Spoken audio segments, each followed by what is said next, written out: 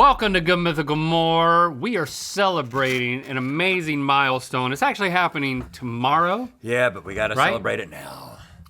Rhett is turning 17,000 days old. Yep.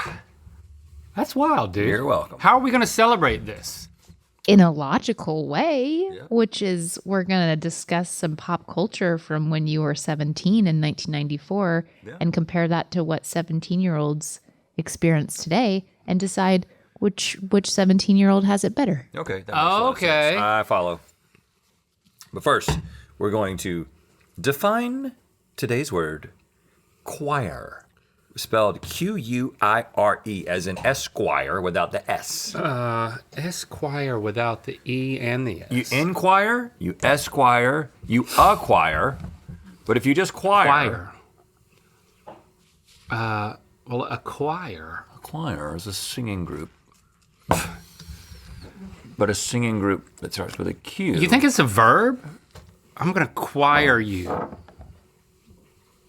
I don't know, but it's... I think it's like a query. It's a choir is a question. Is inquiry. I think it's a plural. It's a bevy of questions. But when you acquire something, you get it. When you inquire something, you ask. So basically, it's the it. Choir is just a thing. It's just it's just doohickey? It's just a thing. It's another word for thing. Who's right?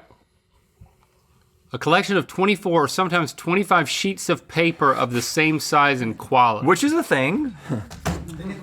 So a stack of paper is a choir. 24 or sometimes 25. What? Well, you know, who's counting? Yeah. All right. So can you give us some categories within which to debate who had it better? Is CD players versus Spotify. Spotify, obviously, you have access to everything, but it's harder to have a level of appreciation when there's not a level of incremental investment. No ownership. Back when I was 17, I would spend my hard-earned money on one CD or another, but I didn't pay a monthly subscription to get everything, but own nothing. Agreed. That didn't benefit the artist enough. Yeah. But I pretty much love it. Without even getting into, what it did to the music industry. The experience, obviously, of being able to listen to anything and everything that you want to listen to at the click of a button is a qualitatively better experience in terms of it's just more music. But what is it doing for your soul? What is it doing for the way that you think about music? The expendability, the disposability of music, the skippiness of the tracks. I know, but that's on you. And I think for me, and I don't mean you personally, that's on you as a 17-year-old today. I mean, I listen to more music now than I ever have, except maybe when I was like 12 and I was stuck in my room without a television, just had a jam box and the radio. But I mean, I love it. I've got it so much better now. Every week I'm like, what's coming out? And I listen to all of it. And I pick what I like. And I listen to that again. Some weeks are better than others. But I look forward to it every week. I looked forward to I stressed out about buying the one CD. Well, that's an interesting take, stressing out about buying it. I'm just saying that I think that on a much better now. On a soul level, what's better for a person, a 17-year-old's relationship to music in 1994 or a 17-year-old's relationship to music in 2024? I say 1994. We disagree. Well, it's also, if you're talking about the access to distribution for talented people, the funnel was so small that you were only hearing whoever the record labels wanted you to hear. That's right, Rhett. It cuts both ways. From an artist standpoint, obviously, it's better and worse, right? So there's more artists and there's more. It's so easy to just put your music out in a way that you couldn't have been a professional musician. If you were a professional musician in 1994, you probably were a known entity. And now you're just like the neighbor, which is actually great, right? I think that's great for music. So from a musician standpoint. But then you don't. It's hard to make money doing it. So I don't know. It cuts both ways, man. Mm-hmm. Life is complicated for 17-year-olds today. Yeah. IBM ThinkPads versus iPads. Okay, so you didn't look at say that brick of an ThinkPad ThinkPad versus a MacBook. You said iPad and ThinkPad. Lincoln is right. They didn't have a MacBook back then. Lincoln is 19 now. He is not 17, so he's in college, freshman, and he recently said that he thinks he would make better use of an iPad than a laptop, because he wasn't trained to type properly is really the problem. Aye. But now he's like, yeah, and that's on me, man. Aye. That's the dad's job. ASDFJKL sim. Do it, son. Because you can take notes and then it translates it into like, right, handwriting to text type thing. Didn't have that back then. You had to know how to type, and you barely had the internet when we were 17. I didn't have the internet. Yeah. Our friend Trent had the internet. He said, we have it so much better. This is obvious. It's so much better now. I can't think of any advantage to the ThinkPad other than maybe if like touching grass, you're being attacked. You can throw it. It's literally. I think it would do a little bit more damage than an iPad. Oh yeah, a lot more damage. You could crush somebody's skull with it. I remember when those ThinkPads came out, man. It was an amazing thing. It really was. I do miss that little red nub, though. But not as amazing as the iPad. It was so fun to touch a little red nub. I wish they just put one of those on the iPad that doesn't even work. It was grippy. Like it had this, it was like a piece of coral. Felt almost. But it was harder than felt. It was a proprietary IBM material. I feel like you should know you worked there. It was very sticky. I like a whole pair of clothes made out of that. Just nubs all over me. And I would just touch myself. And be like, what is that? It's the IBM ThinkPad nubs. Nubby. What are you wearing? The nubs. Would you want them on the inside or the outside? Both. They go both ways. Do they? It's reversible. Yeah, they get 360. It's reversible and it looks exactly the same on the other side. And some people, when I worked at IBM, everyone of course used one of these, and some people would just go to town on that thing, just diddle it to dithers.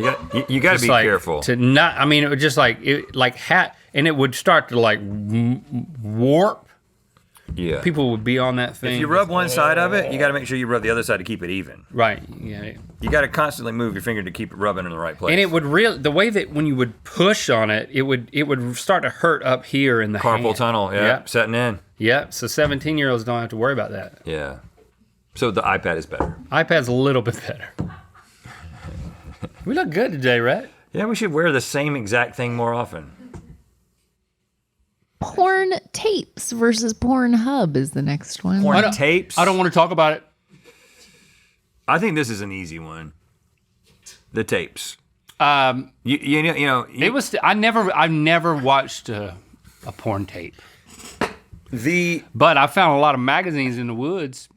But exactly, like, think about a lot of magazines. Think about when you were 17. It's hard to find magazines in the woods these days. Think about just an average 17-year-old boy in 1994, the amount of porn that he had seen. And then think about an average 17-year-old boy in 2024 and the amount of porn that he has seen. It's an order of many magnitudes. Many magnitudes. And you don't have to talk to a psychotherapist or neurologist or whoever you need to talk to know that is not a good thing. An ENT. So, clearly the tapes are better. You need to work a little bit for your porn. You know what I'm saying? Right. You got to be kind. You got to take over the family VCR and hope nobody's going to walk in. You know what I'm saying? You can't be like up in your room on a little phone.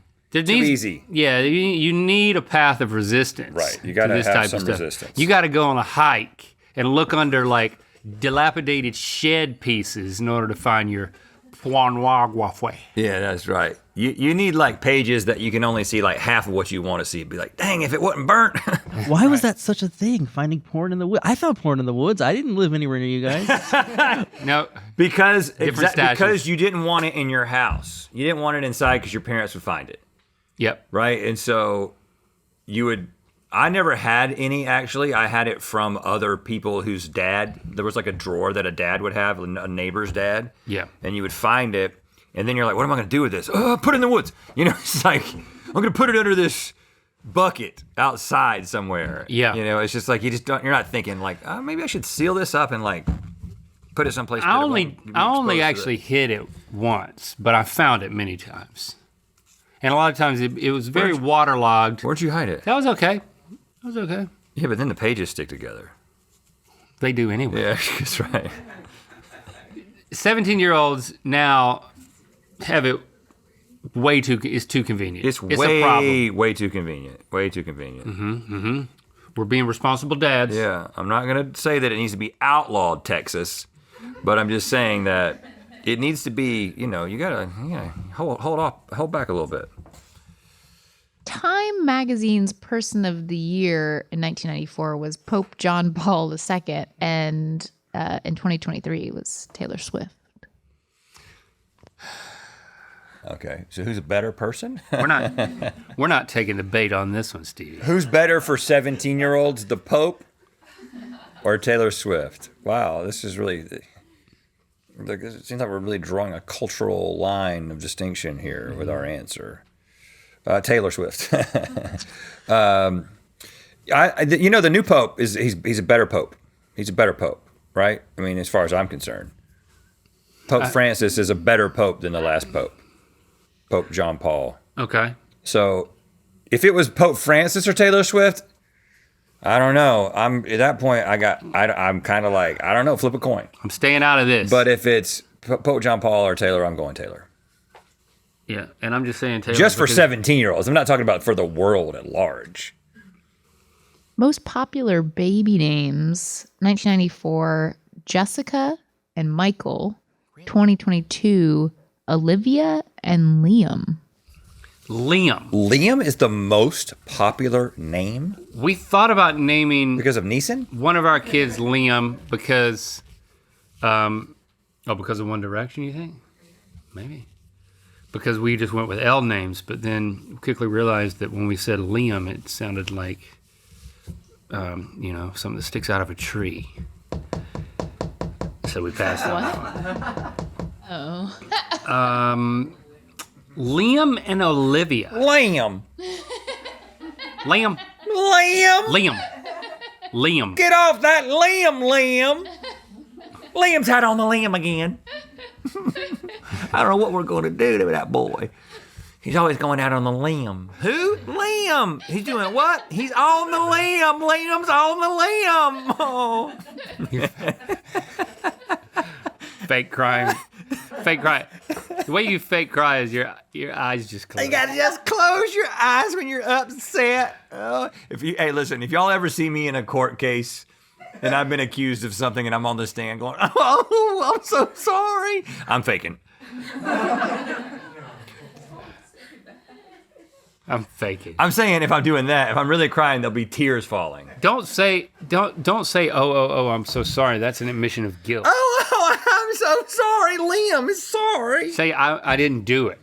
I didn't do it. But if I did, I'd be sorry. Too late. He admitted guilt on the stand. You're on the stand, right? Yes. I'm also representing myself. I'm asking all the questions and then sitting down and answering. Your lawyer kept telling you to open your eyes and stop whining. You fired her. What was the question? Jessica and Michael versus Olivia and Liam. Jessica and Michael. My wife's name is Jessica. I know a lot of Michaels. The names never go out of style. My wife's name is Christy. Liam is too specific. Olivia, I don't know. It just feels like Olivia is any name that was super trendy 100 years ago and is trendy again. It feels so trendy. You know what I'm saying? It's like nobody. Kind of like Lillian. I didn't say anything about that. Olivia it's a trendy name. It's like no one's ever going to be like Michael's a trendy name. I don't it's think like, Olivia is super trendy, dude. Liam is more trendy. Olivia is by definition the trendiest name of 2023. That's what she said. Well, I know, but it's been around. It's coming back. Yeah. Liam is not as bad as Olivia. Is what I'm saying. Olivia, not in like the British Isles, because it's coming back. It's a beautiful name, Olivia. If you're out there, I love it. I think it is one of the more beautiful names. I'm just saying that the trendiness, the way names catch on and then they get really popular really quickly for a short period of time, is a disservice to all the people named that. That's all I'm saying. Disagree. Well, the nice thing about a name like Olivia is that when you're younger, you can go by Liv or Livy. You can go Livy to Liv to Olivia. That's nice. What can you do with Liam? You could go with the big O. Oh.